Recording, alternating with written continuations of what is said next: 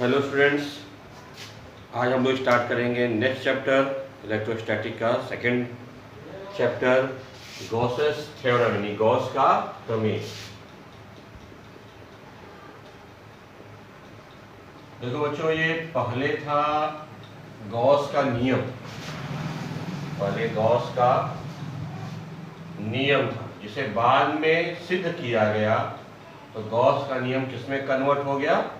Gauss के प्रमेय में। गॉस का नियम या गॉस का प्रमेय, एक बात हमेशा याद रखना, ये बहुत ही इम्पोर्टेंट कह सकते हो आपके लिए हथियार है वैद्युत क्षेत्र को प्राप्त करने का। अगर गॉस के प्रमेय पे आपने अच्छे से कमांड कर लिया तो आप किसी भी आकार आकृति के जो आवेश होते हैं उनके परिबद्ध के सारे आप वैद्युत क्षेत्र के फॉर्मूले निकाल सकते हैं अपने से। गॉस का प्रमेय ये मुख्यतः बताता है वैद्युत फ्लक्स के बारे में।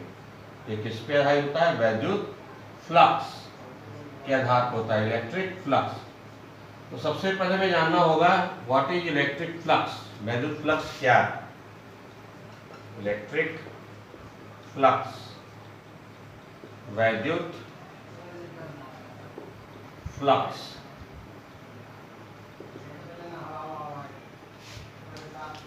तो कहता है इट इज द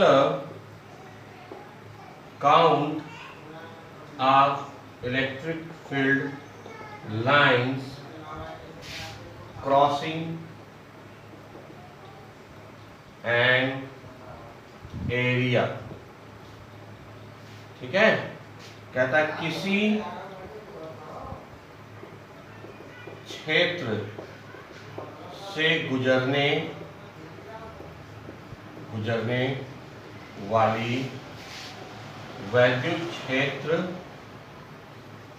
रेखाओं की संख्या। एकदम सबसे सिंपल, ठीक है, कि वैद्युत फ्लक्स क्या होता है? It is the count of electric flux electric field line, यानी किसी क्षेत्र से गुजरने वाली वैद्युत क्षेत्र रेखाओं की संख्या, यानी काउंटिंग है। जैसे मान लीजिए आपका कोई एक पृष्ठ है, इस पृष्ठ से गुजर रही है अगर 4, तो यहाँ पे फ्लक्स जो दिखाते हैं इलेक्ट्रिक फ्लक्स वो कितनी हो गई? 4। भाई 4 संख्या गुजर रही है ए से। ठीक है, ये 4 रेखाएं हैं, ध्यान दीजिए। अब एक रेखा किसको प्रदर्शित करती है? उनके वैद्युत क्षेत्र को। ठीक है, तो फ्लक्स का फॉर्मूला क्या हो जाएगा? अगर एक वैद्युत क्षेत्र की तीव्रता, यदि वैद्युत क्षेत्र की तीव्रता समथिंग मान लीजिए E है, ये टोटल एरिया A है, तो हमारा फ्लक्स क्या हो जाएगा भाई? E into A। ठीक है, यदि वो क्लोज सरफेस है, यानी कोई आवेश है, इसको अंदर से बंद किया है, तो इससे निकालने वाला कुल फ्लक्स फाई E, जब हमारा एरिया समान रूप से डिस्ट्रीब्यूट ना हो तब हम निकालते हैं E डॉट डी से, जहां E हमारा वैद्युत क्षेत्र की तीव्रता है, A हमारा एरिया वेक्टर है, और ये इंटीग्रेशन का निशान है, और इसका मतलब होता है क्लोज्ड, यानी कि बंद वक्र। बंद वक्र, या अच्छे से आपको लिखना हो लिख दीजिए बंद पृष्ठ के लिए, बंद पृष्ठ के लिए होता है। नोट,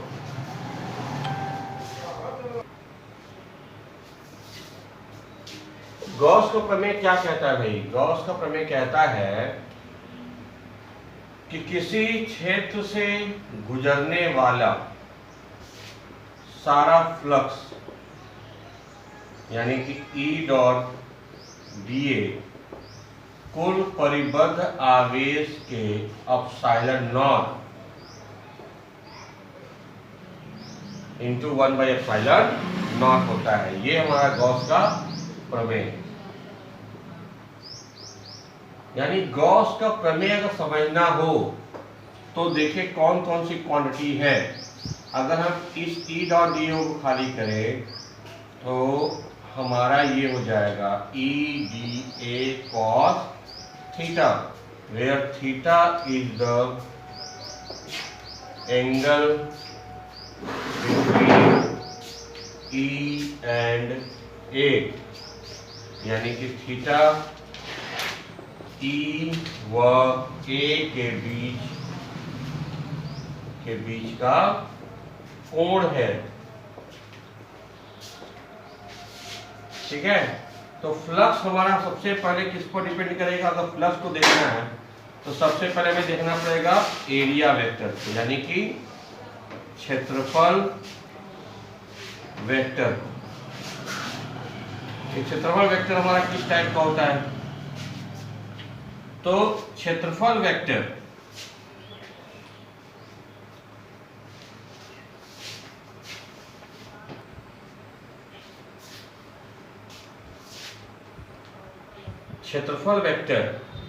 अगर ये एक तल है जिसका क्षेत्रफल है ए मतलब लंबाई गुणे चौड़ाई, क्षेत्रफल वेक्टर की दिशा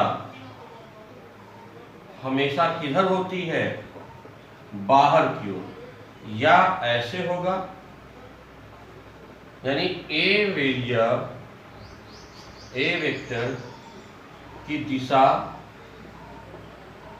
हमेशा बाहर की ओर होती है,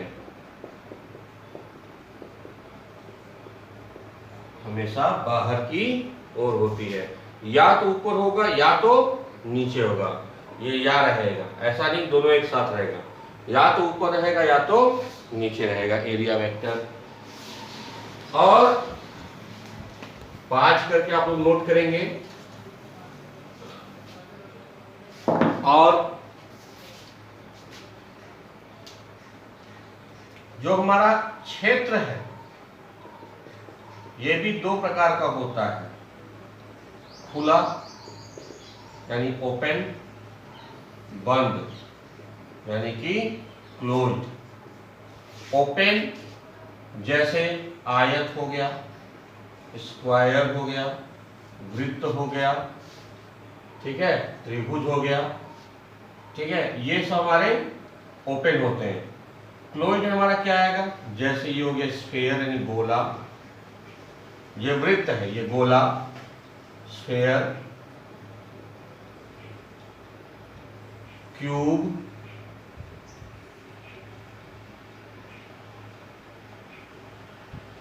क्यूबॉइड,